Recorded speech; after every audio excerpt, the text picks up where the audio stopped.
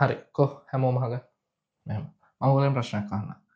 ක්‍රිස්තු වර්ෂ 2096 අධික අවුරුද්දක්ද?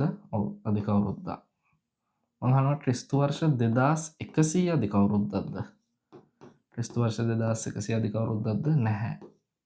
ඇයිද කියලා අහුවාම ගොඩක් අය කියන්නේ ඒක 4න් බෙදුනට 400න් බෙදෙන්නේ නැහැ. එහෙනම් ඉතින් මේවත් 400න් බෙදෙන්නේ නැහැනේ. ඕක නෙමෙයි හරිම දේ මෙන්න මේකයි. අහගන්න. දැන් සූර්යා වටේ පෘථුවියට වටයක් යන්න ඇත්තටම යනවා දින 365යි පැය 5යි මිනිත්තු 48යි තව තත්පර 40ක විතර ආසන්න කාලයක් යනවා. හරි. එතකොට ඇත්තටම අපි ඕක ගන්නවා 365යි පැය 6ක් කියලා. නේ?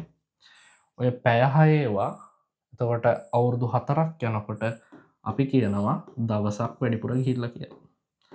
ඔය වැඩිපුර යන දවස තමයි අපි ඇඩ් කරන්නේ අවුරුදු 4කට පාරක්. ඕක තමයි අපි අධික අවුරුද්දක් කියලා ඊට පස්සේ කියන්නේ. හැබැයි ඇත්තටම පැය 6ක්ද ගිහිල්ලා තියෙන්නේ? නෑ. පැය 5යි මිනිත්තු 48යි තත්පර ගාණක් ගිහිල්ලා තියෙනවා. ඒ කියන්නේ අපි වැඩිපුර ඇඩ් කරලා තියෙනවා මිනිත්තු 11කට ආසන්න කාලයක්.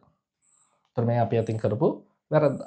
එතකොට මේ මිනිත්තු 11 අවුරුදු 400ක් වගේ ලොකු කාලයක් යනකොට මේක ආසන්න වශයෙන් දින 3ක් වගේ කාලයක් අපි වැඩිපුර කැල්කියුලේට් කරලා.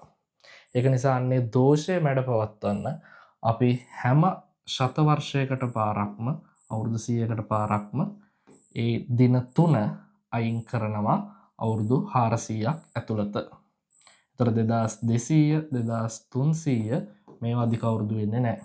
හැබැයි ආයි 2400 අධික අවුරුද්දක් වෙනවා.